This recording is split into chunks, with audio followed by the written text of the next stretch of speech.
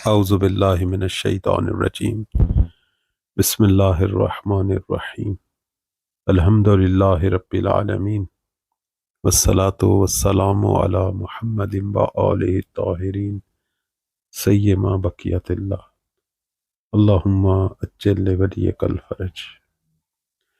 موضوع سخن زیارت مبارکہ آل یاسین ہے۔ ہم اس سلام پر پہنچے: السلام علیکہ یا بقیت اللہ فی ارضہ۔ سلام ہو آپ پر اے اللہ تعالیٰ کے باقی ماندہ اس کی زمین پر۔ امام زمان علیہ السلام کا ایک لقب بقیت اللہ ہے، اور یہ لقب قرآن مجید میں بھی ذکر ہوا ہے۔ سورہ ہود کی آیات نمبر 84 سے لے کر 87 تک حضرت شعیب علیہ السلام کی اپنی قوم سے گفتگو ہے کہ جس کے اندر بقیت اللہ کا ذکر ہوا ہے۔ حضرت شعیب جو کہ مدائن میں تبلیغ کے لیے، ہدایت کے لیے بھیجے گئے، تو آپ نے اپنی قوم سے فرمایا کہ اللہ کی عبادت کریں، کیونکہ اس کے علاوہ کوئی بھی معبود نہیں ہے آپ کا، اور ناپ تول میں کمی نہ کیا کرو۔ میں تمہیں نعمتوں میں دیکھ رہا ہوں اور مجھے ڈر ہے کہیں وہ دن نہ آ جائے جس کا عذاب تمہیں گھیر لے، چونکہ یہ قوم شعیب جو ہے یہ ناپ تول میں کمی کرتے تھے۔ اس کے بعد جناب شعیب علیہ السلام فرماتے ہیں: اے میری قوم، انصاف کے ساتھ پورا ناپا اور تولا کرو، اور لوگوں کو ان کی چیزیں کم نہ دیا کرو، اور زمین میں فساد نہ کرتے پھرو۔ اور اس کے بعد یہ مشہور جملہ بقیت اللہ خیر لکم، اللہ کی طرف سے باقی ماندہ، یعنی یہ جو حلال ہے یہ تمہارے لیے بہتر ہے، ان کنتم مؤمنین، اگر تم صاحب ایمان ہو، اور میں تم پر نگہبان نہیں۔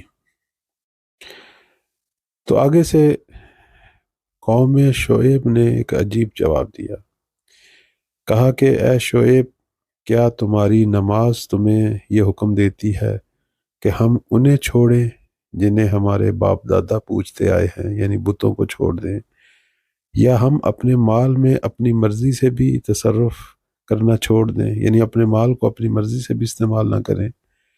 صرف تو ہی بڑا سمجھدار ہے، عقل مند ہے، بردبار ہے۔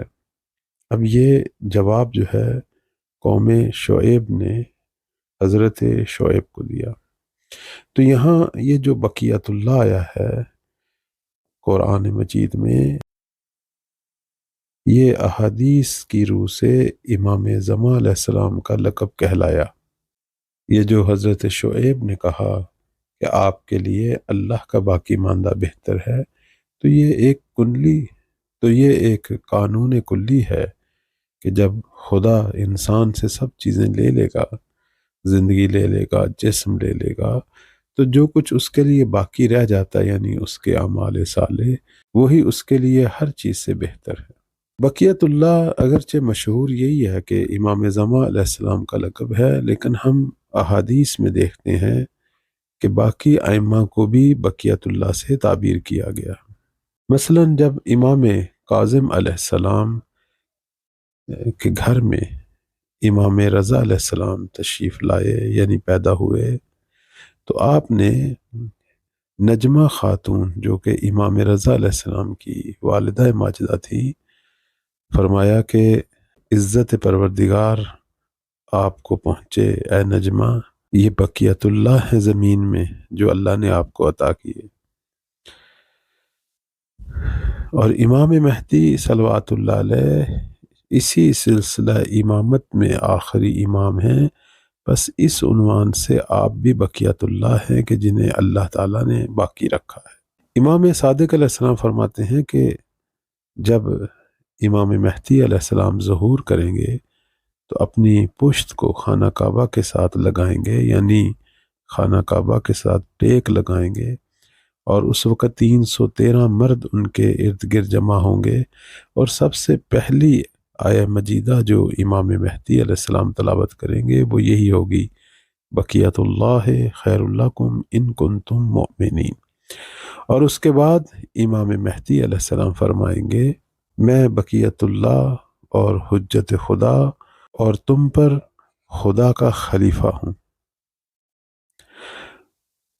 اس کے بعد کوئی بھی ایسا شخص نہیں ہوگا کہ جو مولا کو سلام کرے اور یہ نہ کہے۔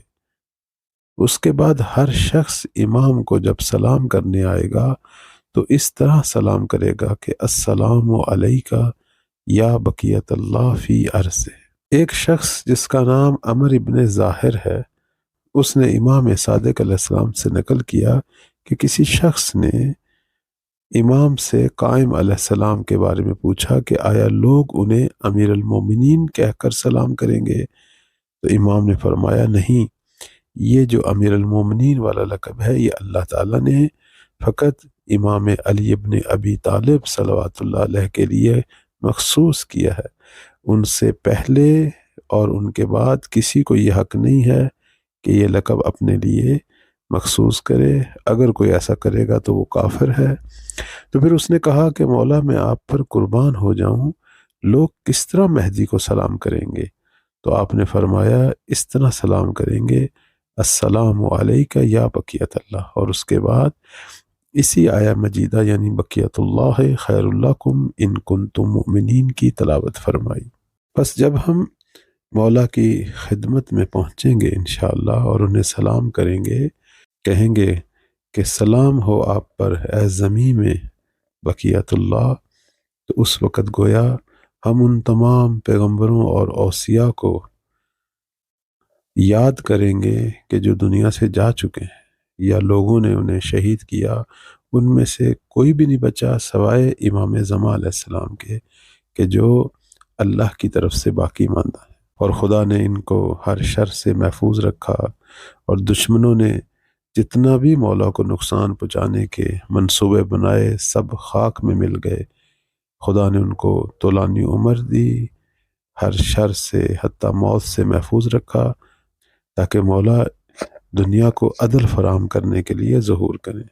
ایک معنی بقیت اللہ کا یہ بھی ہو سکتا ہے کہ مولا جو ہیں وہ سب پیچھے جتنی بھی حجتیں آئیں سب کا ثمرہ مولا ہیں، سب کے پیغامات، سب کی جو الہی ذمہ داریاں تھیں وہ مولا کے کندھوں پہ ہے، اور امام ان سب کا انتقام لیں گے دنیا کے ظالموں سے،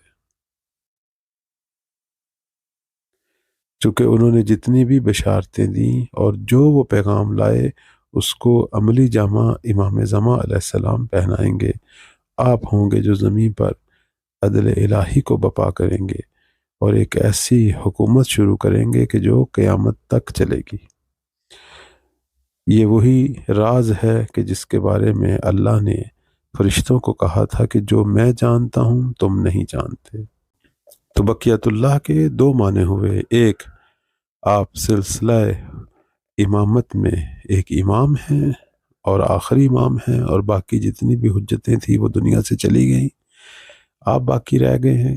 اور ایک معنی یہ ہے کہ سب کی رسالتوں کا اور سب کی زحمتوں کا ثمرہ آپ ہیں، اور سب کے پیغامات، سب کے اہداف اور مقاصد کو آپ پورا کریں گے۔